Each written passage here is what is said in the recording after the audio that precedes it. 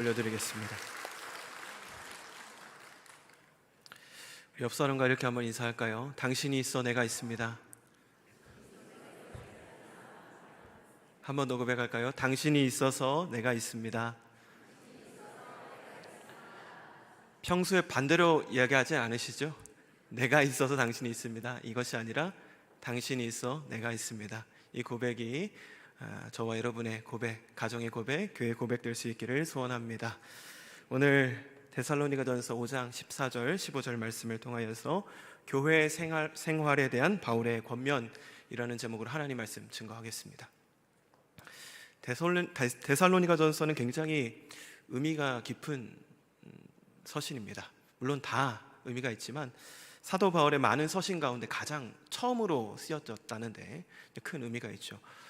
무엇이든지 처음은 크게 의미를 부여하기 마련입니다.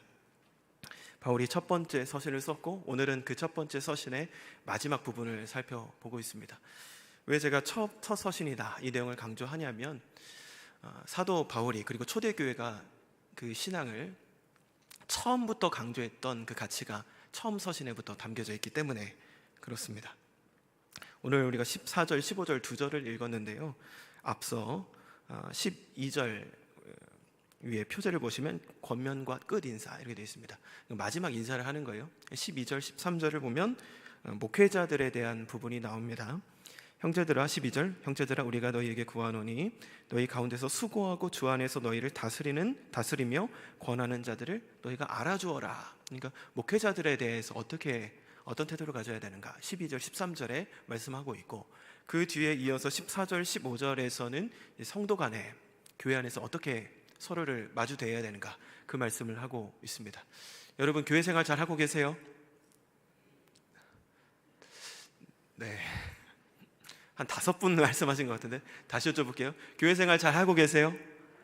네, 다 잘 하고 계신다고 말씀드렸는데 오늘 말씀의 기준을 통해서 한번 다시 점검해 봤으면 좋겠어요. 교회 생활 잘하고 있다 생각하시더라도 그 기준은 무엇이 돼야 됩니까? 하나님의 말씀. 그 하나님 말씀의 기준 안에서 나는 교회 생활을 말씀 기준 따라 잘하고 있는가 우리 자신을 돌아보는 시간 될 수 있기를 소원합니다. 교회 생활에 대한 바울의 권면 우리가 많은 내용 살펴볼 수 있는데 특별히 크게 세 부분 오늘 본문 안에서 살펴보기를 원합니다. 첫 번째, 교회 생활 안에서 바울이 특별히 강조하는 부분이 이것입니다. 힘없는 자들을 붙들어줘라. 힘없는 자들. 우리 14절 같이 한번 읽어볼까요? 14절 같이 읽습니다. 시작. 또 형제들아 너희를 권면하노니 게으른 자들을 권계하며 마음이 약한 자들을 격려하고 힘이 없는 자들을 붙들어주며 모든 사람에게 오래 참으라. 아멘. 특별히 14절을 요약한다고 하면 연약한 자들을 돌아볼 것을 이제 권면하고 있습니다. 교회 생활 잘한다고 말씀하셨죠? 연약한 자를 돌아보고 계십니까? 그러면 잘하고 계신 거예요. 오늘 말씀을 보면 권면하노니 게으른 자들을 권계하며 이렇게 되어 있는데 여기서 게으른 자라고 하는 것은 군인 중에 잘 군복무하다가 이탈해 있는 군인들을 가리키는 단어입니다. 그러니까 신앙생활 잘 하다가 그렇지 못하고 있는 사람들을 어떻게 하라고요? 권계해서 잘 권면해서 그들이 원래 자리로 돌아오게 하는 것. 그러니까 이것도 연약한 자의 범주 안에 들어가는 거죠. 그런 사람들을 잘 권면하고 격려해서 원래의 자리로 회복시키는 것, 그것을 이제 권면하고 있습니다. 또 마음이 약한 자들을 격려하고 이렇게 말씀해요. 마음이 약한 자들. 그래서 마음이 약한 자라고 할 때 이 원문이 올리고프시코스라는 단어인데 정신적인 어떤 문제 가운데 있는 사람을 가리켜요. 그러니까 낙담한 거죠. 신앙생활 잘하다가 마음이 무너져 내려는 일 왜 없습니까? 그렇죠. 사람들끼리 모여있는 그 관계 안에는 늘 이런 일이 있어요. 그리고 외부적인 어려움도 있기 때문에 마음이 낙담한 사람들이 있습니다. 그런 사람들을 어떻게 하라고 말씀합니까? 그런 사람들을 격려해라 이렇게 말씀하고 있어요. 또 힘이 없는 자들을 붙들어줘라 이렇게 말씀해요. 그래서 힘이 없는 자는 원문적으로 육체적인 어떤 핸디캡이나 어려움을 갖고 있는 사람뿐만 아니라 믿음의 연약함을 가지고 있는 사람을 가리켜요. 그러니까 육체적으로 어려움, 현실적인 어려움과 그리고 믿음의 연약함을 가지고 있는 자들을 붙들어줘라. 이것이 교회 생활 잘하고 있는 것입니다. 그래서 붙들어준다라고 한다는 것은 꽉 붙잡고 돌보아주고 보살펴주는 것을 의미해요. 우리가 서로가 서로에게 이런 지체가 되어줬으면 좋겠습니다. 여러분 혹시 이 말씀 들으셨을 때 부담 갖지 않으셨어요? 나는 믿음이 장성했으니까 나보고 챙기라는구나, 이렇게 들으셨습니까? 그런데 이 멸거된 마음이 약한 자, 힘이 없는 자, 여기 있는 여러분 다 이런 상황에 처할 수 있어요. 잘 신앙생활 하시다가 누구나 다 어려움 당합니다. 누구나 낙담합니다. 그렇죠? 누구나 다 해당이 되는 거예요. 여기서 믿음이 든든하게 서 계신 분도 어떤 계기가 돼서 연약하게 될 수 있다, 이것은 생각해야 되는 겁니다. 내가 그렇게 됐을 때 내 옆에 있는 지체가 나를 붙잡아주고, 옆에 있는 지체가 연약해지면요, 누가 하는 거죠? 내가 붙잡아주고. 이것이 교회다라는 겁니다. 교회 성도들의 제1 관심사는 어디에 있어야 되느냐? 연약한 자들에게 있어야 돼요. 연약한 자들. 왜 그렇습니까? 하나님의 관심이 거기 있기 때문에 그렇습니다. 하나님의 마음을 너무나 잘 알았던 사람 많이 있겠지만, 다윗이 하나님에 대해서 이렇게 고백해요. 시편 68편 5절에 다윗의 하나님에 대한 고백입니다. 그의 거룩한 처소에 계신 하나님은 고아의 아버지시며 과부의 재판장이시라. 하나님은 모두의 아버지 되시죠. 모두의 재판장 되시죠. 그런데 특별히 강조하는 거예요. 누구요? 고아와 과부의 편에 서시는 하나님. 하나님께서는 우리 모두의 편이 되시지만 특별히 하나님의 눈길은 어디 있다고 말씀하는 거죠? 연약한 자들에게 있다, 그 말씀 하시는 겁니다. 여기 계신 모든 부모님들은 아실 거예요. 많은 자녀들이 있지만 한 자녀가 특별히 경제적인 어려움을 당하거나 특별히 그 가정에 우환이 있어요. 그럼 여러분 마음이 어디 가 계세요? 잘 살고 있는 자녀입니까? 아니면 내 아픈 손가락입니까? 그렇죠. 하나님의 마음이 그렇다는 거예요. 우리 하나님 모두의 아버지 되시고 모두의 재판장이고 신원하시지만, 특별히 하나님께서는 구약 이스라엘 안에서도 특별히 고아와 과부와 나그네를 하나님 특별히 돌보셨어요. 하나님의 관심 거기 있다라는 거죠. 그 말씀을 하시는 것은 무엇입니까? 이스라엘, 전체 이스라엘이 하나님의 마음과 같이 그들을 돌보기를 하나님 원하신다라는 겁니다. 예수님께서 어디도 이 말씀하셨어요. 마태복음 25장 40절을 보면 양과 염소 비유가 나오는데 주님 이 말씀하십니다. 너희가 여기 내 형제 중에 지극히 작은 자 하나에게 한 것이 곧 내게 한 것이니라. 지극히 작은 자 누구죠? 이 공동체 안에 제일 연약한 사람. 그 사람에게 한 것이 누구에게 한 것이라고요? 주님께 한 것이다.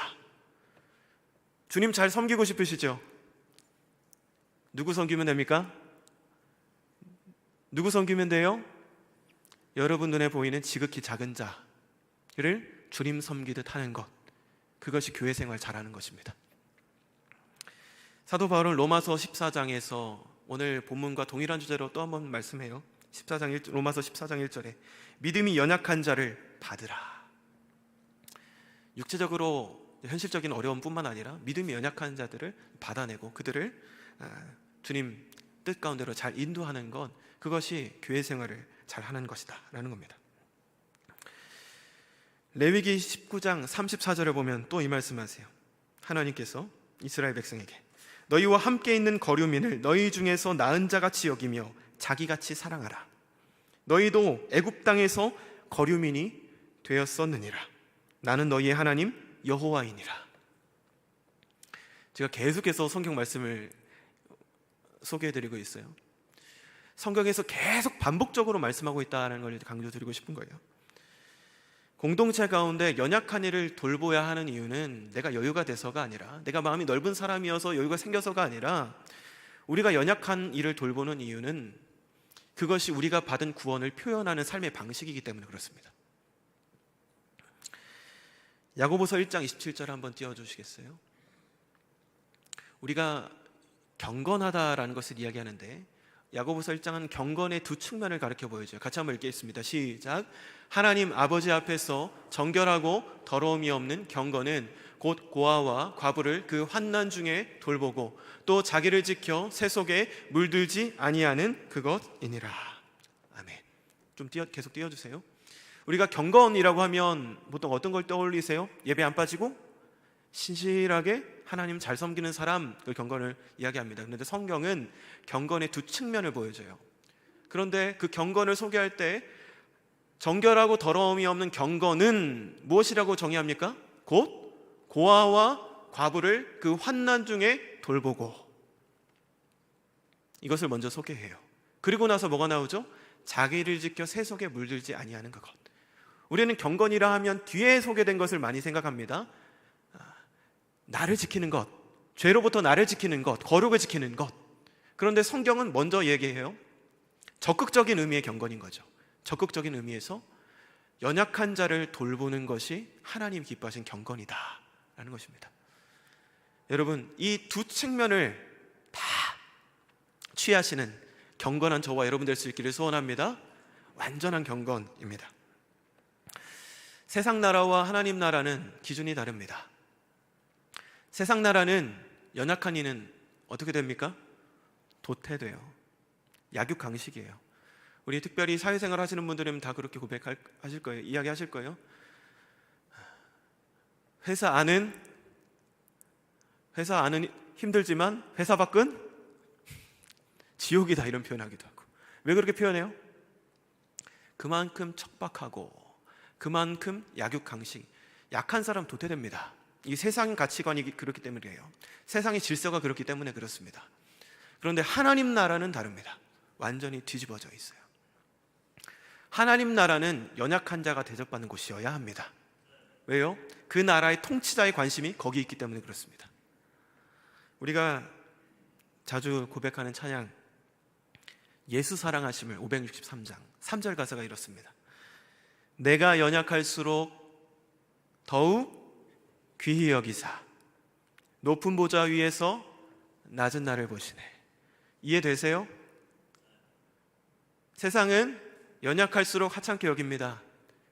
잘하고 특출나고 뛰어나면 우대합니다. 근데 주님 나라는 달라요. 내가 연약할수록 더욱 귀히 여기시는 하나님을 만나요. 높은 보좌 위에서 가장 낮은 곳을 보시는 이가 우리의 통치자가 되신다라는 겁니다. 그럼 우리의 관심도 주님과 동일해야 되는 겁니다. 가장 높은 분이 가장 연약한 자를 귀히 여기시기에 우리 또한 주님의 마음을 가지고 우리 공동체 안에서 가장 연약한 자리를 돌보는 것, 연약한 자들에게 관심을 갖는 것, 그들을 붙들어주는 것, 그것이 하나님의 통치를 받는 것이고 하나님 나라 백성으로 살아가는 길인 줄 믿습니다. 이것이 그리고 오늘 본문 안에서 교회 생활 잘하는 것입니다. 오늘 교회 생활 잘하는, 교회 생활에 대한 바울의 권면 첫 번째 무엇을 말씀드렸죠? 힘없는 자들을 붙들어주는 것, 연약한 자를 돌보는 것, 이것이 교회 생활을 잘하는 것입니다. 두 번째, 무엇을 말씀합니까? 악을 악으로 갚지 말라 말씀이에요. 악을 악으로 갚지 말라. 15절 상반절 같이 읽겠습니다. 시작. 삼가 누가 누구에게든지 악으로 악을 갚지 말게 하고. 여기까지요. 악을 악으로 갚지 말라. 그래서 갚다라고 할 때 아포디도미라는 단어인데 되돌려준다라는 거예요. 내가 받은 대로 되돌려준다. 응당한 대가를 치르게 한다, 이런 뜻이에요. 영어는 이렇게 번역했습니다. 페이백. 그죠? 내가 받은 대로 돌려준다. 그런데 성경은 반대로 이 악을 악으로 갚지 말고, 우리는 일상생활 살아갈 때에 내가 받은 대로 돌려준다, 이런 생각을 가지고 살아가는데 성경은 뭐라고 말씀해요? 악으로 악을 갚지 말라. 받은 대로 돌려주지 말라는 거예요. 구약에서는 하나님께서 인간의 연약함을 아셨기 때문에 이렇게 말씀하셨죠. 레위기 24장 20절. 눈에는 눈, 이에는 이로 갚을지라. 왜요? 누가 내 눈을 상하게 하면 그 사람 어떻게 합니까? 목숨을 빼앗아 버립니다. 이게 사람의 악한 죄성이에요. 그래서 제안하신 거예요. 누가 네 눈을 상하게 했느냐? 너는 눈까지만 해라. 그러니까 인간이 연약함을 아시고 제안하시는 거죠. 근데 신약에 와서 예수님께서 이것을 바꾸세요. 원수를 어떻게 하라고요? 사랑하라. 이것을 보여줬던 구약의 인물이 요셉이죠. 여러분, 요셉의 입장에 대해서 한번 생각을 해보십시오. 가장 가까운 가족이 자기 자신을 물건처럼 팔아버렸어요. 그리고 애굽에서 그 비참한 생활을 하고 억울한 일을 당하고 우여곡절 끝에 또 총리의 자리에 올랐습니다. 그리고 나서 50장을 보면 아버지가 돌아가시고, 요셉의 아버지가 돌아가시고 형들이 두려움에 떨어요. 왜냐하면 자기가 한 일을 알기 때문에. 아버지가 계실 때는 안전망이 되어졌는데 아버지가 돌아가셨으니 이제 저 총리가 된 요셉이 보복하겠구나, 이 생각을 하게 되는 거죠. 왜요? 이게 인지상정이니까, 그들이 행한 게 있으니까 신문대로 거두게 되는 거니까. 그런데 요셉이 어떻게 고백하죠? 두려워 떨고 있는 그 형들에게. 창세기 50장 19절 21절에 이렇게 말씀합니다. 요셉이 그들에게 이르되 두려워하지 마소서, 내가 하나님을 대신하리이까. 21절에 당신들은 두려워하지 마소서, 내가 당신들과 당신들의 자녀를 기르리이다. 악을 악으로 갚지 않는 거죠. 오늘 그 동일한 권면을 사도 바울이 하고 있는 겁니다. 여러분 드라마 많이 보세요? 안 보십니까? 보실 텐데. 모범택시 아십니까? 모범택시 들어보셨어요? 모범택시라는 드라마 시리즈가 있는데 2021년도에 시즌 1이 나왔어요. 그때 굉장히 센세이션이었는데 저는 그때 이제 이런 생각을 했습니다. 아, 이거 시즌 1 하고 마치겠지. 그런데 웬걸요, 2년 있다가 2023년 시즌 2가 나오더라고요. 와, 이게 그래도 인기가 있나 보다. 또 다시 보니까요, 올해 또 한대요, 시즌 3. 그러니까 지속적으로 인기가 있다라는 거죠. 사람들이 마음을 끄는 뭐가 있는 것 같습니다. 제가 광고 드리는 건 아니고요. 근데 모범택시 내용이 뭐냐면, 설명이 이렇게 나와 있어요. 저도 많이 보지는 않았습니다. 짧은 클립만 봤는데 이 내용이 이래요. 택시기사인 김도기라는 사람이 억울한 피해자를 대신해서 복수해 주는 거예요. 사적인 복수를 이제 대행해 주는 복수극입니다. 복수극. 그런데 이게 시즌 3까지 나와요. 올해 이제 말에 시즌 3가 나와요. 무엇을 의미하는 걸까요? 인간의 본성이 여기서 이제 통쾌함을 느끼는 거죠. 보복하는 것, 당한 대로 보복하는 것, 그 이상으로 보복하는 것, 원수 갚는 것을 사람이 좋아한다라는 거예요. 여러분 이런 마음 없으세요? 누군가 나에게 해를 끼쳤어요. 그러면 최소한도 그대로 갚아주고 싶고, 여건이 허락하면 정말 사이다처럼 정말 이렇게 내 마음 시원하게 하고 싶은 그런 마음 다 있지 않습니까? 그런데 오늘 성경은 뭐라고 말씀합니까? 악을 악으로 갚지 말라. 무엇으로 갚으라는 거죠? 선으로 갚으라, 선으로 이기라 말씀이에요. 물론 공적인 영역에서 어떤 범법자들에 대한 정당한 심판은 이루어져야 됩니다. 그렇죠? 공적인 영역에서. 그러나 성경은 개인의 영역 안에서 또 특별히 교회 공동체 안에서 누군가 혹시 나에게 해를 가했다고 하더라도 그대로 갚지 말아라, 악을 악으로 갚지 말라 말씀하고 계십니다. 근래에 외국인부에서 이제 탐방을 다녀왔는데 한국 기독교 순교자 기념관을 다녀왔어요. 용인에 있더라고요. 기회가 되시면 한번 다녀오시면 좋을 것 같습니다. 한국 기독교 순교자 기념관에 가서 제가 시간이 길지는 않았는데 보면서 제가 제 마음에 와닿는 부분들을 제가 사진을 좀 찍었는데 사진 한 장을 준비했거든요. 잘 안 보이시죠? 이 내용이 뭐냐면 손양원 목사님의 9가지 감사 담겨져 있어요. 손양원 목사님의 9가지 감사 나와 있는. 손양원 목사님 아시죠? 잘 아시죠? 사랑의 원자탄, 자기 두 아들을 죽인 원수를 양자 삼은 그분인 거죠. 9가지 감사를 하는데 다 열거할 수는 없고 첫 번째 감사가 이렇습니다. 나 같은 죄인의 혈통에서 순교의 자식이 나게 하시는 감사. 이게 첫 번째 감사였고, 또 네 번째 감사, 한 아들 순교도 귀하거든 하물며 두 아들이 함께 순교했으니 감사. 여섯 번째는요, 미국 가려고 준비하던 아들이 미국보다 더 좋은 천국 갔으니 감사. 일곱 번째 감사는 이렇습니다. 내 아들 죽인 원수를 회개시켜 아들 삼고자 하는 사랑의 마음 주신 하나님께 감사. 이것이 무엇입니까? 악을 악으로 갚지 아니하고 선으로 바꾼. 여러분 어떤 마음이 드세요? 저는 굉장히 부담스럽더라고요. 나의 인간됨으로 할 수 없는데 어떻게 이런 순종을 할 수 있을까? 어떻게 이런 선으로 악을 이기는 이런 순종을 할 수 있을까? 감탄하는, 또 저를 돌아보는 시간이었습니다. 그러나 우리는 심심치 않게 이런 것들을 보게 돼요. 근래에 미국 한 정치인이, 미국의 한 젊은 정치인이 총격으로 암살되죠.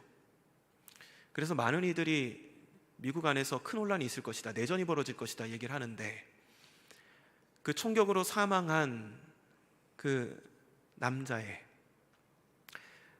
아내가 공식석상에 나와서 이 얘기를 합니다. 나는 그를 용서합니다. 기독교인이었어요. 어떤 거죠?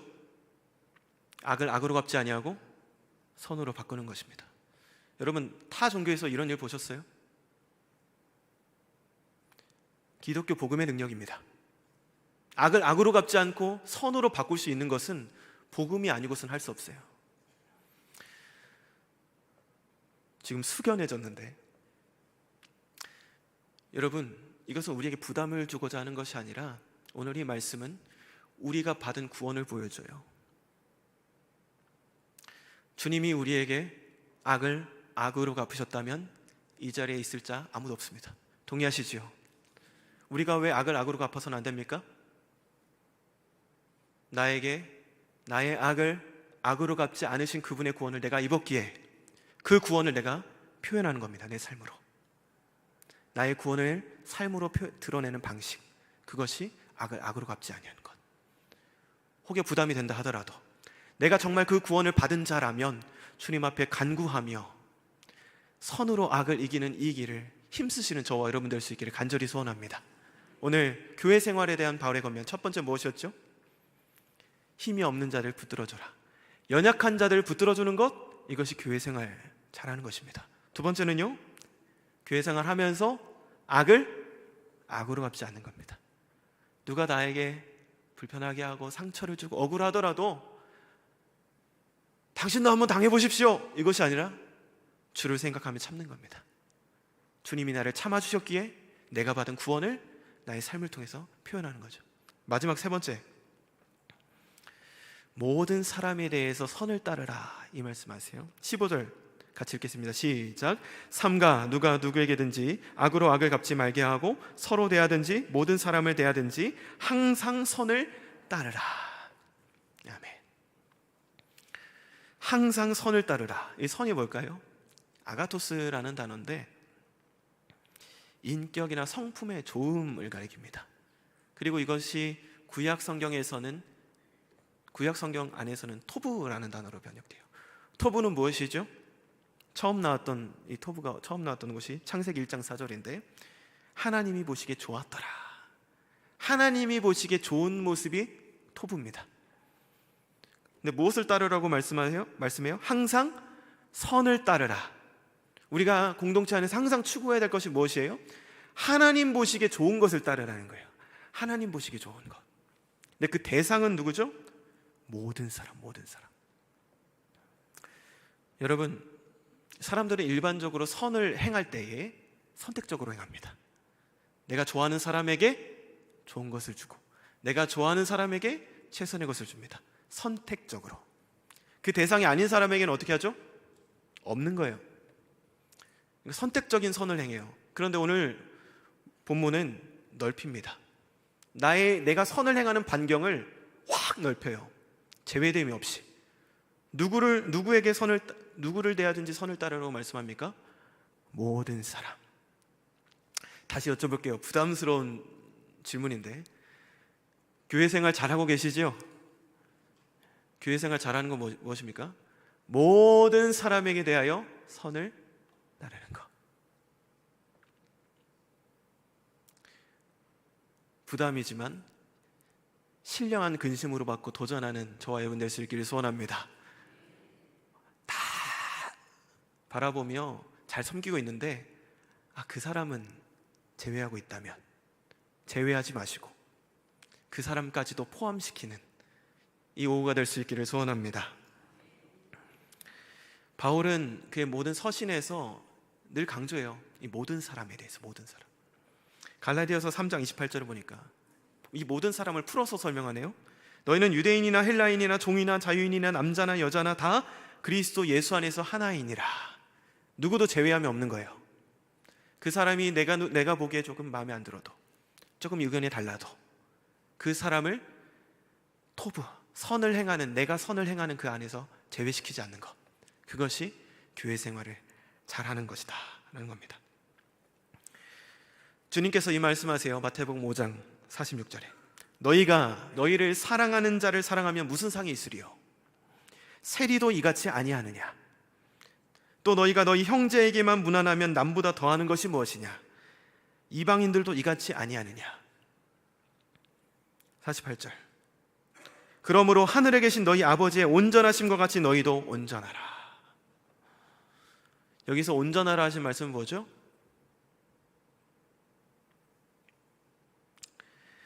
너희가 사랑하는 자, 너희가 좋아하는 자만 사랑하지 말고 너희 원수를 사랑하며 너희 박해하는 자를 위해서 기도하라, 그 말씀입니다.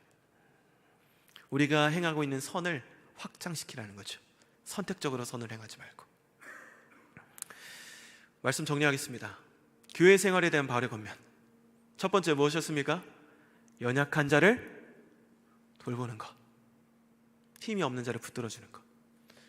교회 생활하면서 우리의 관심은 사실 모두에게 관심이 있어야 되지만 특별히 우리의 특별한 관심 어디 있어야 돼요?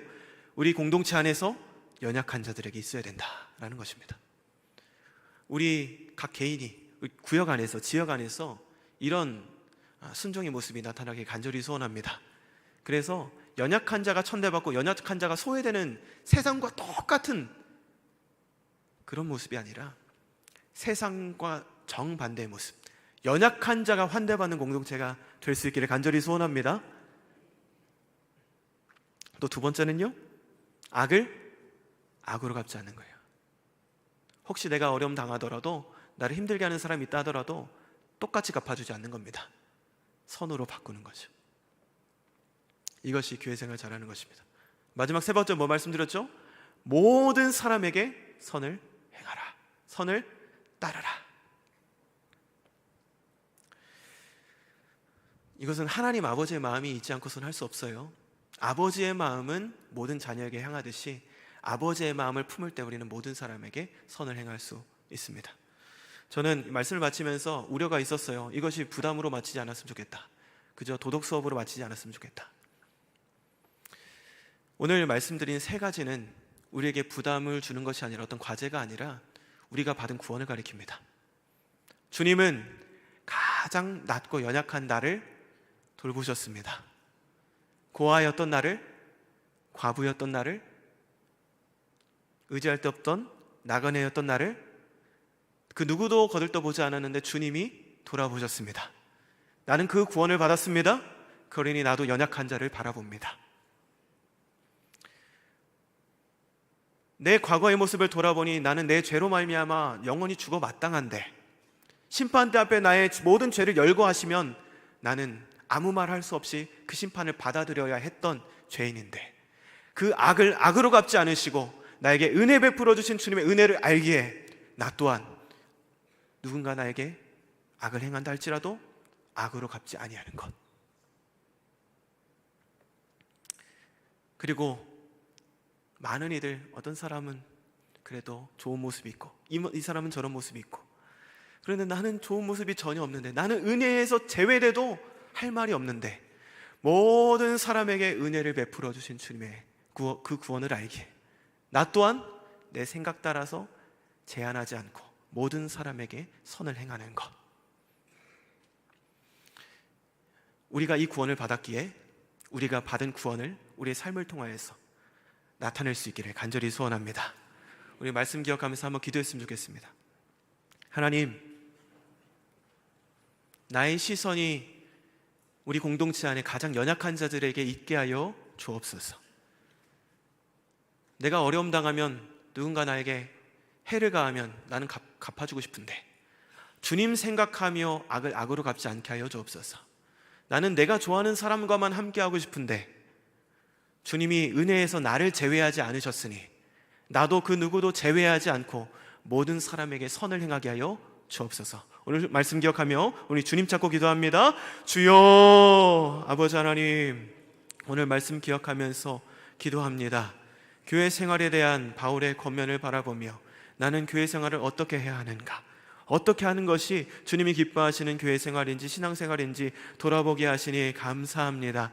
주님, 우리의 시선이, 우리의 마음이 우리 공동체 안에서 가장 연약한 자들에게 있게 하여 주옵소서. 가장 연약한 자였던 나를 사랑하신 주님의 은혜를 기억하며 나 또한 주님 닮은 모습으로 나아갈 수 있게 주님 도와주시고, 주님, 누군가 나에게 억울하게 하고 누군가 나에게 주님 불이익을 주고 해를 가한다 할지라도 동일하게 갚지 아니하고 악을 악으로 갚지 않고 선으로 갚으며 주님을 바라보는 아버지, 그 믿음이 우리 가운데 있게 하여 주옵소서. 주님, 우리는 선을 행한다고 하지만 선택적으로 그 대상을 정합니다. 그러나 오늘 말씀을 따라 모든 사람에게 선을 행하는 그 마음을 우리에게 주옵소서. 하나님 아버지의 마음을 우리에게 허락하여 주옵소서. 하나님 아버지, 감사합니다. 교회 생활 잘하고 있다 생각을 했는데 말씀을 통하여서 나의 신앙생활을 돌아보니 주님, 참 부족함이 많았습니다. 나의 시선이 아버지의 시선과 일치되게 하여 주옵소서. 고아와 과부를 신원하시고 나그네를 돌아보시는 하나님 아버지의 눈을 가지고 나의 눈이 우리 공동체 안에 가장 연약한 이들을 바라보게 하여 주옵소서. 너희 중에 지극히 작은 자에게 한 것이 곧 내게 한 것이라 말씀하신 주의 말씀 기억하며 예수님 섬기듯 지체를 섬기는 순종이 우리 가운데 회복되게 하여 주옵소서. 주님, 우리는 내게 불이익을 준 사람 시원하게 나도 갚아주고 싶습니다. 내 마음 통쾌한 것을 원합니다. 그런데 오늘 말씀은 우리를 답답하게 합니다.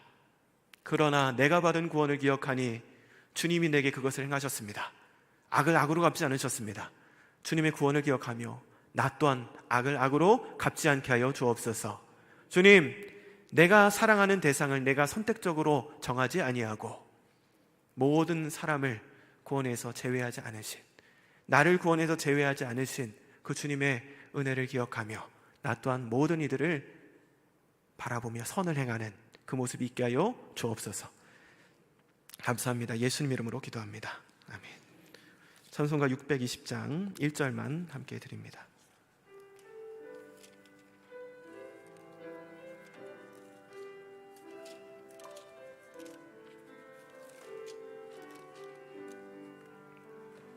여기에 모인 우리 주의 은총 받은 자여라. 주께서 이 자리에 함께 계심을 아노라. 언제나 주님만을 찬양하며 따라가리니 시험을 당할 때도 함께 계심을 믿노라. 이 믿음 더욱 굳세라. 주가 지켜주신다.